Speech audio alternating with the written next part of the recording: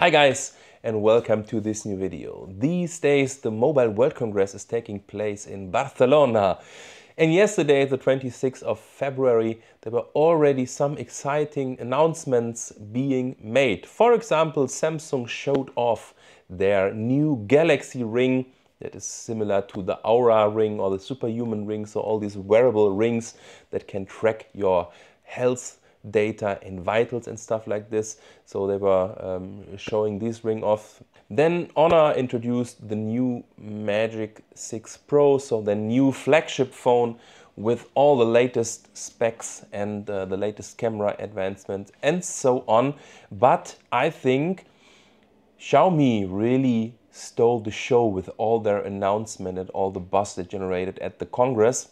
And I also was very interested in what they had to offer. So first of all, for me, the biggest announcement was the Xiaomi 14 Ultra and also the Xiaomi 14. Really interesting, and this is also what this video is mainly about. But they also introduced a new tablet, the 6S Pro. They introduced watches, so 3 in total, Xiaomi Band and the Xiaomi Watch. Not so interesting for me, to be honest. But then they also introduced a robot dog and a car. So really a lot of stuff they were showing off at this Congress. But as I said, I was really interested, especially in the Xiaomi 14 Ultra, because this phone, guys, this is really exciting. And in this video, we're going to talk about why it is so exciting to me, and I think also to a lot of other folks. So the Xiaomi 14 Ultra is Xiaomi's newest flagship phone, and we're gonna start with the outer design. So it comes in either black or white, and the back is made of a flat back panel, and this is made out of glass, or in case of the black variant, made out of, and Xiaomi calls it, technological nano skin vegan leather.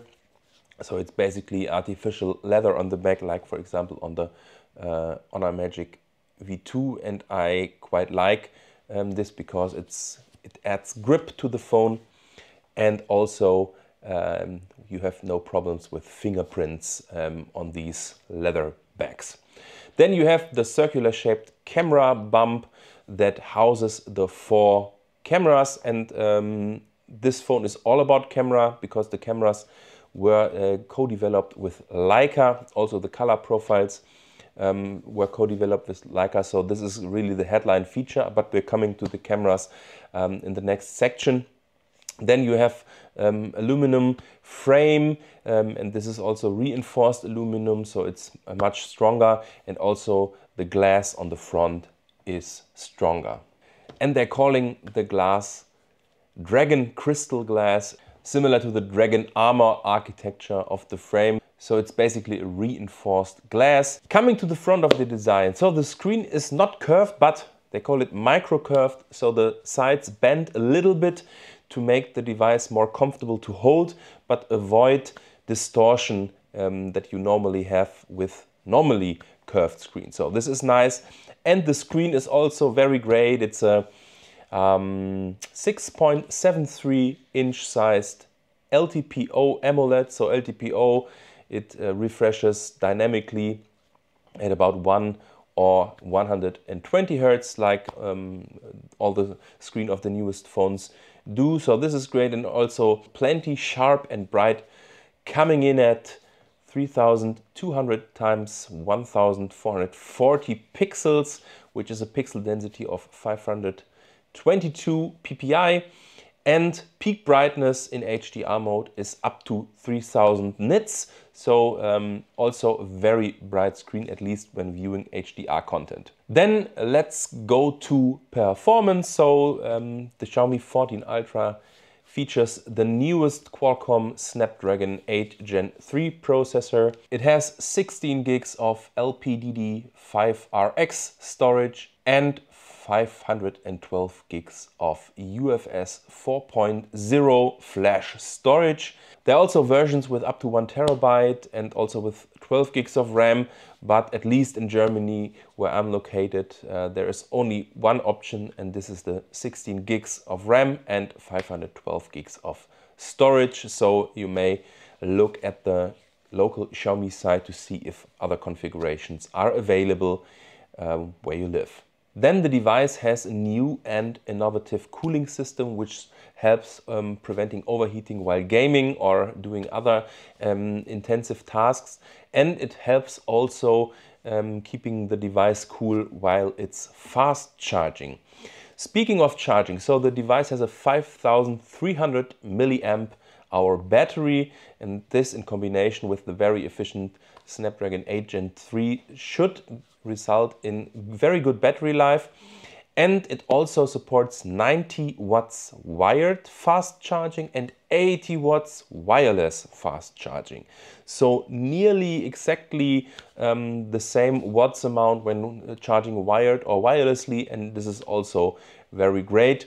So they're saying from 5 to 25% it just takes 5 minutes, and then from 5 to 100% it takes about 50 minutes. So indeed very, very fast charging of this big battery.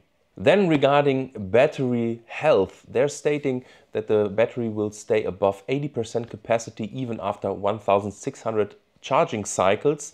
This is also quite impressive. I know that, for example, the iPhones have a standard of above 80% after 1000 cycles. This is of course great looking at sustainability issues, right? So you can use your phone much longer and don't have to exchange the battery after 2 years because it supports a lot of charging cycles. And this is also great in combination with 4 years of guaranteed system updates that Xiaomi also announced at the MWC. But now let's talk about the main attraction of this phone, and this is the camera unit. So on the back we have 4 sensors, a main sensor, ultra wide, a 3 times telephoto and a 5 times periscope telephoto lens. So very similar to, for example, the Samsung Galaxy S24 Ultra. All of these cameras have a 50 megapixel sensor, but only the main camera utilizes the newest sensor from Sony, the 2nd generation LYT900 sensor. This is a 1-inch sensor, and you might know, bigger sensor is in most of the cases better quality, especially if you keep the megapixel count low and the pixels have a certain size. So this is very good for light capture, for example. All the other cameras use the IMX858 sensor. This is a Samsung produced sensor. Also new is that the main camera now has a variable aperture, and it's also stepless, so it doesn't have steps, but it opens stepless, and it opens up to 1.63 and closes down to f4. So this means you can, when it's very bright outside, for example, you could close the aperture down to let less light onto the sensor, and you can open it up to have more background blur. But I think with a 1-inch sensor it doesn't make a lot of sense to close it down, because the depth of field already at 1.63 will be quite big. So I don't know if there are any use cases, but especially for a smartphone, that's a new development, and in the end it provides a little bit more flexibility on how you compose your image in terms of background blur. Then what I also like a lot is that the telephoto lenses now also have macro photography capabilities. So in total we now have 3 cameras that can record macros, the ultra wide and the 2 telephoto lenses, and this provides more flexibility on how you capture a macro photo. So you can use the telephoto lenses now to have more background compression or image compression, or you can also use the ultra wide to have an ultra wide macro effect. So these are stylistic differences and how the image, the final image will look, and I like this flexibility to be able to not only use the ultra wide for macro photos. And then in terms of zooming, Xiaomi says that you can zoom up to 30x without any loss in quality, and the maximum is 120x, and then they're using some kind of AI magic to enhance the image, because 120 of course will lead to, because it's a digital crop, right, will lead to image degradation, and then they're coping with this degradation by using AI to sharpen and clarify the image further. And then another highlight, of course, is that the camera array and also the color profiles were co-developed with Leica. So you will have Leica similar colors, and they have two color profiles, a Leica Classic and a Leica Vivid color profile with more vividness, so to say. And I'm really looking forward to test this camera array out and compare it, for example, against the S24 Ultra or the Google Pixel 8 Pro, and really trying to find out, is there really a difference, and do these photos look more film-like, Leica-like, or do they have some special sauce to them? I'm really looking forward to test this. And then last but not least, also the video recording specs are quite impressive. So the phone is able to record unlimitedly at 8K 30 FPS. And then in 4K it can record up to 4K 60 FPS in HDR. And when you don't use Dolby Vision HDR, you can record in 4K 120.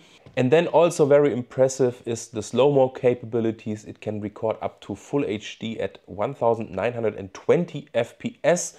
And this is also something I'm really eager to test out, especially seeing how the quality of this 1920 FPS is. I expect it to be quite soft and full of artifacts, to be honest, but this is to be seen. But quite impressive, this FPS count.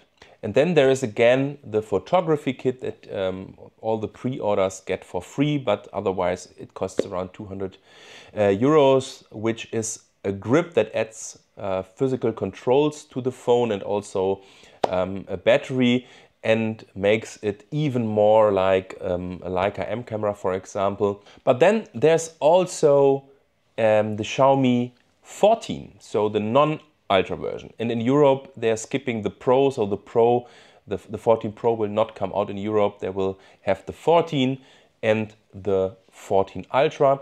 And the main differences between the 14 Ultra and the 14 are display size. So the 14 comes in at 6.36 inch. It has 460 ppi pixel density. Then the cameras are different. The Ultra has a quad camera setup, as I just explained, and the 14, so the Xiaomi 14, has a 3-camera setup. It has a main, ultra wide and 3x tele lens, and the main camera also doesn't use the LYT 900 sensor as in the 14 Ultra. It uses a so-called Light Hunter 900 sensor, special development by Xiaomi. And what's good is that all of these cameras have 50 megapixels, so this doesn't change. And then also the battery is smaller in the Xiaomi 14. The Ultra has this 5300 milliamp battery, and the Xiaomi 14 has a 4610 milliamp battery. But other than that, the phones are pretty much the same chipset, so both have the Snapdragon 8 Gen 3 and support fast charging, so this is kind of great because you get almost flagship performance in a smaller body. And I know that a lot of people want that, having flagship performance in compact phone bodies. I personally pre-ordered the 14 Ultra in black, and this will be delivered in mid-March, I think. So really looking forward to that, and then I also will put it to the test and put it head-to-head against, especially against the S24 Ultra and the Pixel 8 Pro. So, what do you think? Are you excited about the Xiaomi 14 Ultra or the Xiaomi 14? What do you think about these releases? Let me know in the comments. I would be delighted to welcome you in one of my upcoming videos again. Until then, take care and bye.